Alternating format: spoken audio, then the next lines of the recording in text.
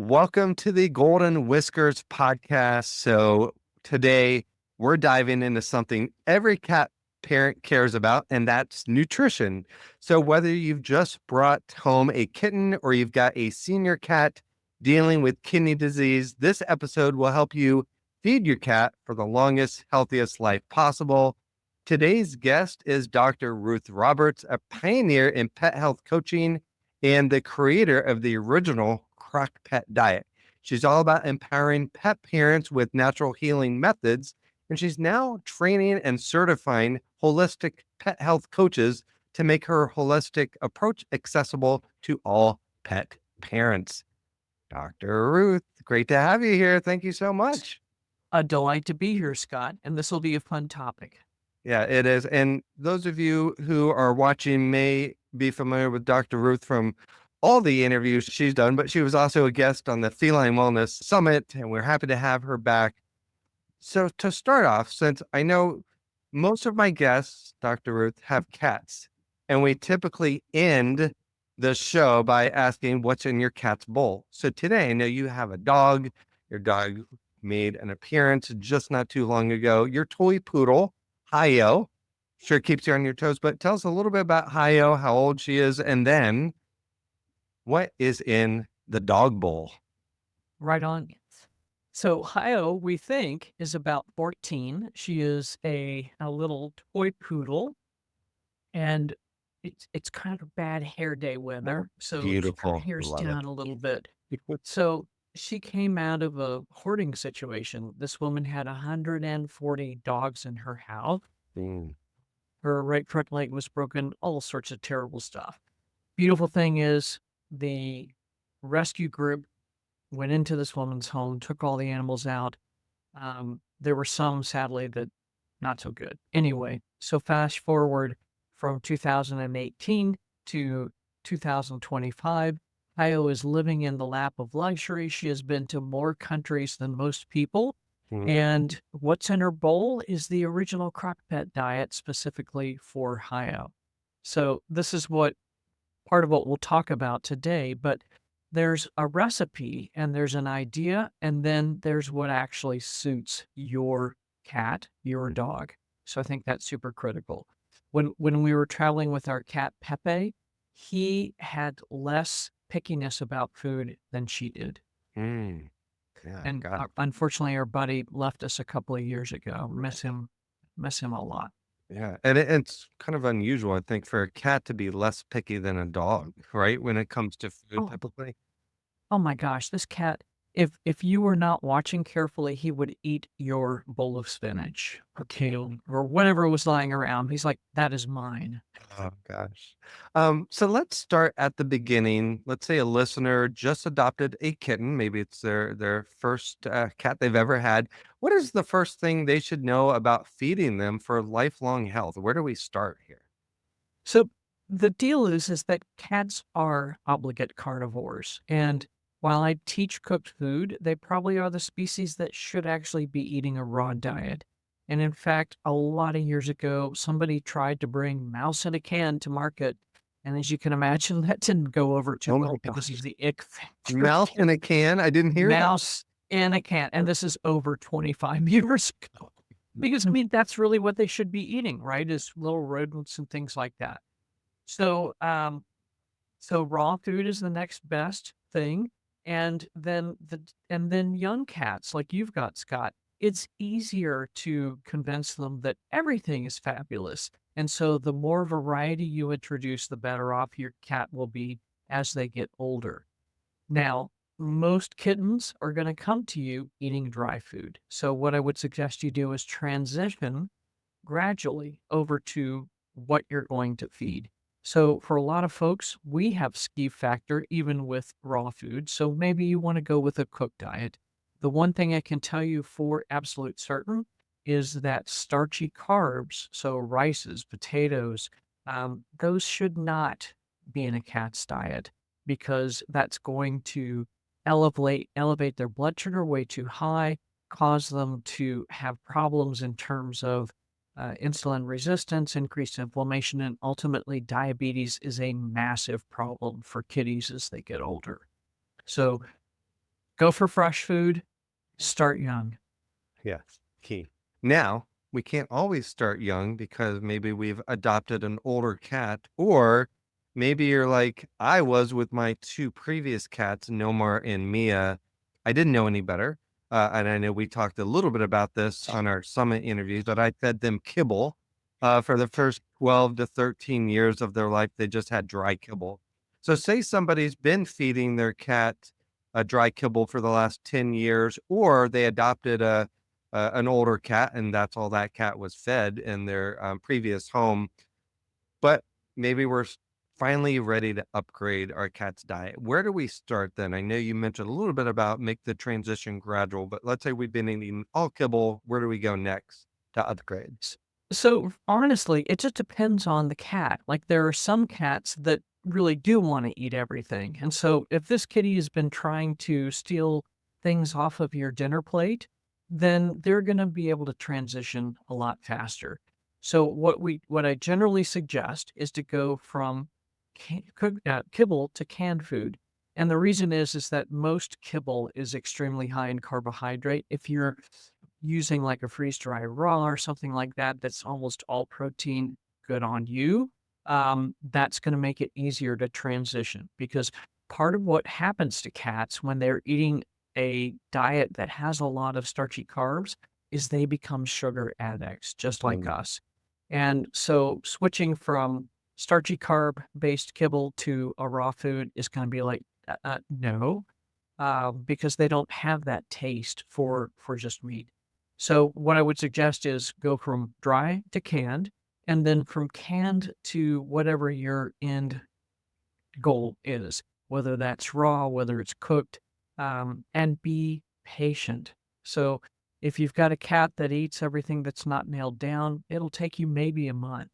I had a cat that, as I was learning years ago in 2006, it took us literally 6 months to transition her from dry to canned, and then another 3 months to transition from canned to cooked.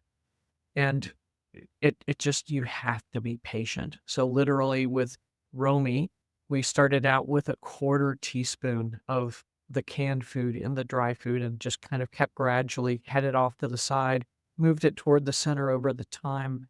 And then, once she was eating it in the center, she's starting to eat it. Then we started adding a little bit more, a little bit more, a little bit more, and taking away the kibble as we went.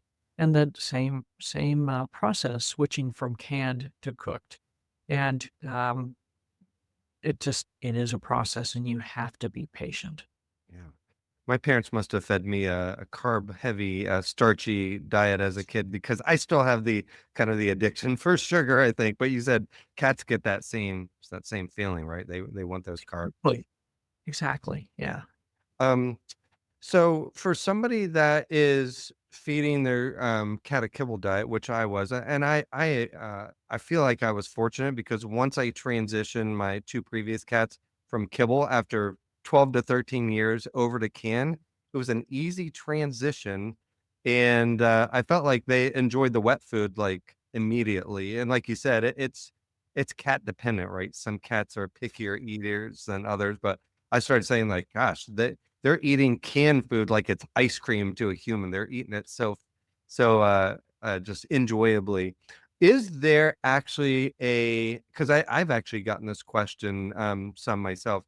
Is there a canned wet cat food that you would recommend, or are there some that are better than others? If we are feeding wet food in a can, what do we look for?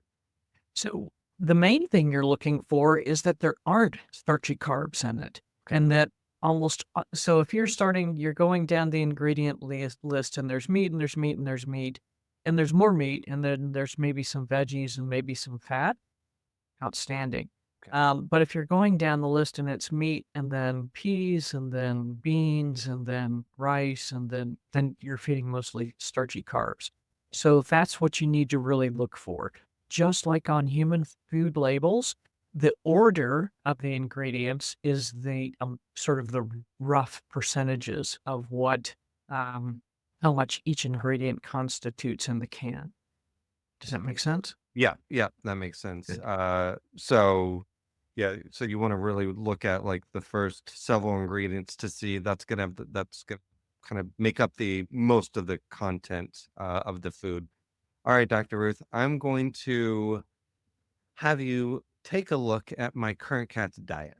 Because, Okay. so I want to be honest here, like this is a Right on. show that I'm doing, and people are at different stages of their cat's nutrition here. So I am currently not feeding my cats food that I made or raw food. So I am using a couple of things. And so I wanted to just share this with you, and you can tell me maybe what to look for or what might be the next step to upgrade. So this is a canned food from Open Farm. It is a wet food. It's a pate, humanely raised, sustainably sourced ingredients, animal welfare certified. So the first few ingredients: chicken, chicken broth, salmon, chicken liver, tapioca, pudding, and natural flavors. So that's the first few ingredients. In addition to that, I also from Open Farm, this is a harvest chicken rustic blend. This is also humanely raised, sustainably sourced, human grade food. So this is Right human on. grade food. And the ingredients here are chicken, chicken broth, pumpkin, spinach, coconut oil, carrots, red lentils, sunflower oil. And this actually says human grade, can be used as a complete meal or a topper, and it contains 82% moisture. So I know we didn't say too much about with kibble, they're not getting enough moisture in their food. Then we have a Right on. complete probiotics that I'm using from Jackson Galaxy, and then of course, saving the best for last. You know this product, the Omega Pause. This is Dr. Rude product here. So that's Right what on. I'm currently feeding my cat. So a couple sources of food from the same company and a couple supplements, omegas, and probiotics. So, first of all, how would you assess that diet for my cats? Second of all, where could I begin to upgrade, whether it's toppers or going into gently cooked food? What would you think here? So I think, so those are actually, that's a great brand and you've done a good job. One thing that I do like to make sure of is that we're feeding a food with only one protein source, ideally per Okay. per can or Yeah. whatever, or per package, right? Because this one said chicken and salmon. So this is the first time I got this one. And usually I Right get on. turkey or chicken, but yeah. Okay, Yeah. that's good. Why one And the protein source?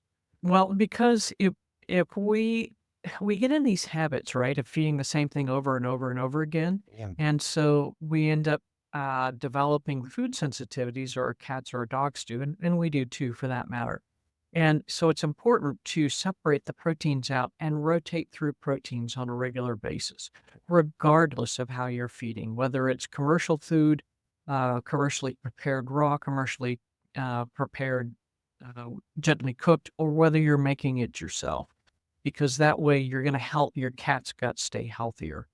And then the other thing is that the second version, is that like a frozen type deal, the This stuff in was the carton? no, this is not frozen. The Hmm. consistency is almost like pumpkin. Um, Okay. and after you open it, you store it in the fridge, and it can be used as a complete meal or a topper, it says. So yeah. And so the thing that's in there is lentils, but it's way down the ingredient list. And the reason that's actually a good thing is that is an incredible source of fiber. So in both of those foods, there's not a lot of vegetable material. And that's important to have a healthy gut. So the fiber is important, but also, and I think the second product had some carrots in there too. Yes. But also, we want to feed the rainbow to some degree, because the colors are polyphenols, and some of them have benefits. Some of the constituents of colored vegetables have benefits to us, but really the polyphenols are what feed the microbiome and help to keep it optimal. So if you were going to start to shift away from this, or try to upgrade, one of the things I'd caution you about is canned foods, and I'm not quite clear on how that second one is processed, are generally cooked in the cans, and the Mhm. can has a plastic liner. And so two things happen. One is plastics go from the liner into the food, so microplastics, nanoplastics. And then the second thing is that cooking process actually creates an extremely high level of advanced glycation end products, or AGEs. And indeed, these chemicals create aging. And in fact, that's part of how we um, can slow down the kidney disease process is if we use something like quercetin to reduce the deposition of advanced of AGEs on the kidney cells. So, first step, add some more veggies. I mean, you were telling me you've got 2 young kitties and they'll eat almost anything that's presented to them. So I would look for, if you want to stay with commercial food, look for something like, goodness gracious, I think they're delving into cat foods. Evermore has a really great product, Raised Right. So these are frozen, prepared, gently cooked diets that include a lot of vegetables along with high quality protein products. And then if you've got time to cook and if you've got enough freezer space, as I know you're doing quite a bit of traveling, you could do something like CrockPet Diet, or if you want to take the leap into raw, get connected with something like Feed Real Institute and do um, their raw course. Or Dr. Ian Billinghurst has an amazing course as well. There's a raw course. I did not know that. Yeah, so you can learn how to do this safely at home. Okay, Right on. perfect. And then these supplements, probiotics and omegas, what do you think of Mhm. those? What are the benefits? And should every cat be using supplements like that? I think omega-3 fatty acids is a supplement we need to consider for almost all of us mammals. The difficulty is, I think, fish oils are the number one source of omega-3 fatty acids that actually are absorbable. You can find omega-3 fatty acids in things like flaxseed oil, but their absorption is 10% or less in humans and probably a lot less in dogs and cats. Algae-based oils are absorbable, and then ultimately we've got to, in terms of sustainability, we're going to need to come up with some other options. And there's some pretty interesting stuff on the horizon there. And then in terms of probiotic, I think it is something that's good to use on a regular basis. So whether you use a product, a supplement like what you've got, or something like Megaspore or Phytospore that's a little different structure in terms of a sporulated probiotic, um, or fermented foods, so yogurts, kefirs. Um, there's Solutions Pet Food, for instance, has a whole line of fermented raw foods, goat milk, that kind of stuff. So any type of fermented foods are going to be a great asset.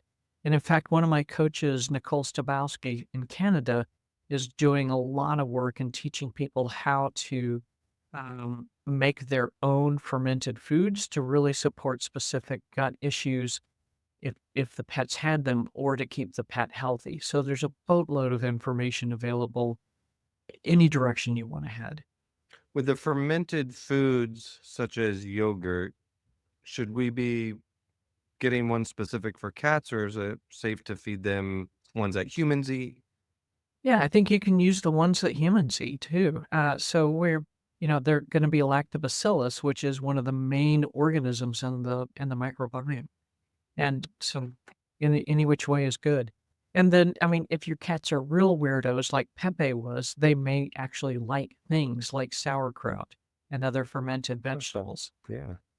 What are some good healthy toppers we can put on our cat's food? I know I've heard you and some others mention if your cat doesn't like the taste of the omegas, for example, if you're using that, sardines is a good kind of substitute for that. But what other toppers could we put on our food to pretty much upgrade it, especially if we're still kind of on the kibble or the wet canned food diet plan? Right on. So I think that's where you could look at just doing a blend of vegetables, frozen vegetables or something like that, cooking them really thoroughly, and then grinding them down.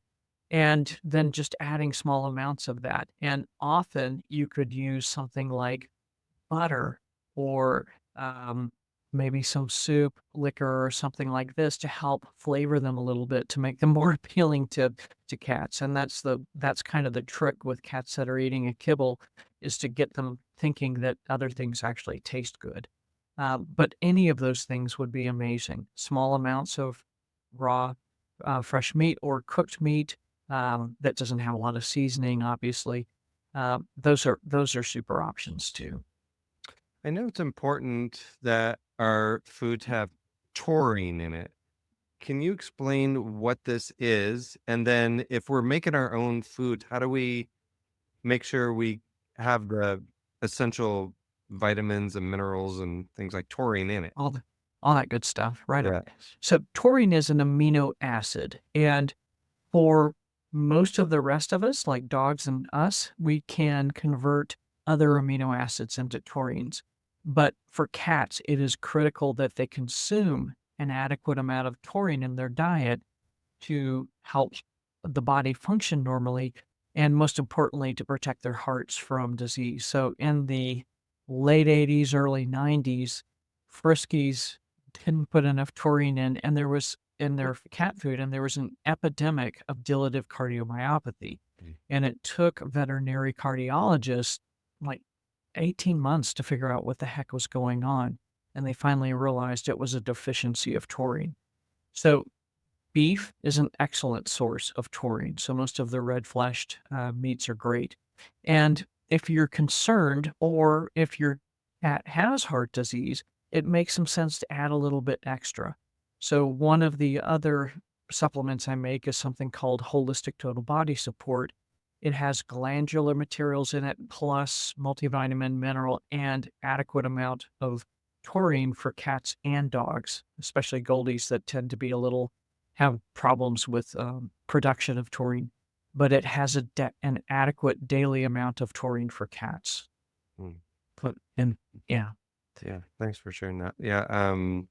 I want to switch gears as we begin to wrap up and talk about something that is near to me, and that's cats with kidney disease.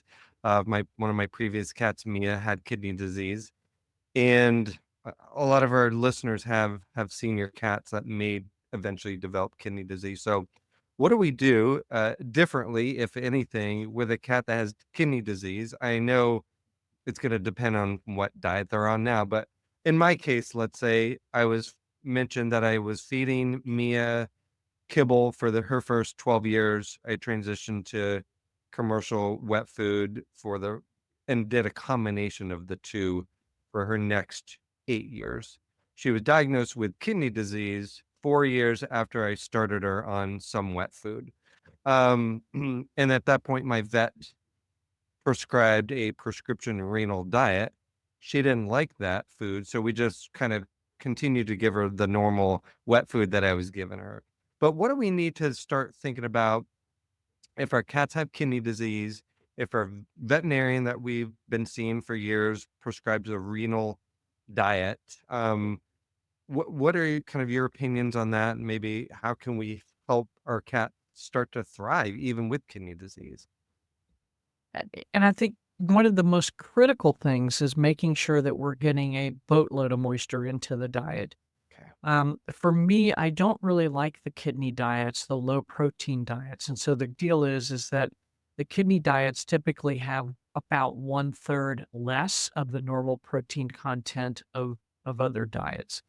And that will make the numbers look better on a piece of paper, but it also tends to create muscle wasting in the cat. And for an elderly cat, if we've got a kitty that's 12, that's already kind of thin and not as agile as they used to be, to lose muscle tends to really make them debilitated, which is not cool. So we're creating a quality of life issue by feeding this lower protein diet.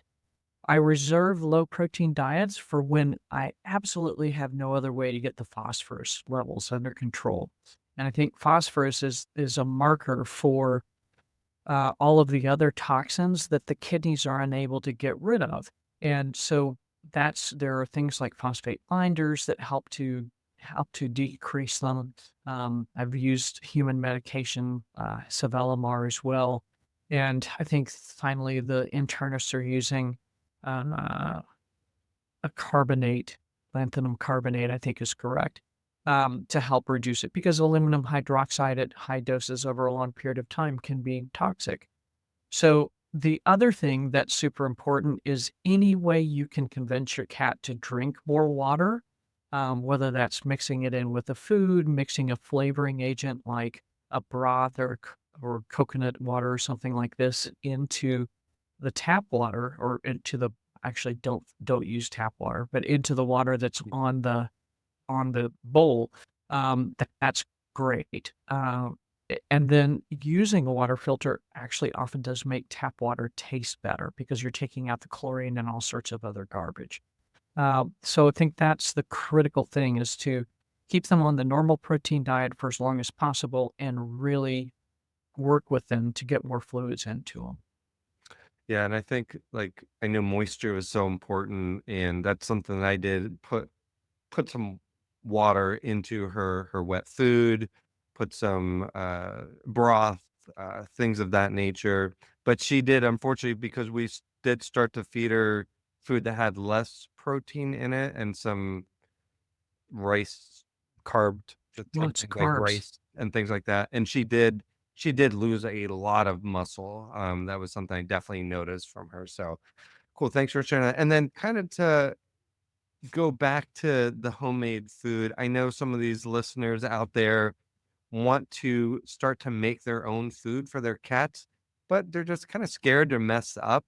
What should they know before getting started with making a homemade diet for their cat? There are boatloads of recipes out there, and some of them are excellent, some of them are not good, and they're not so balanced. So if you're not sure, you really wanna make sure that you're doing it correctly, go to a source that you know is going to provide you a diet that actually is balanced.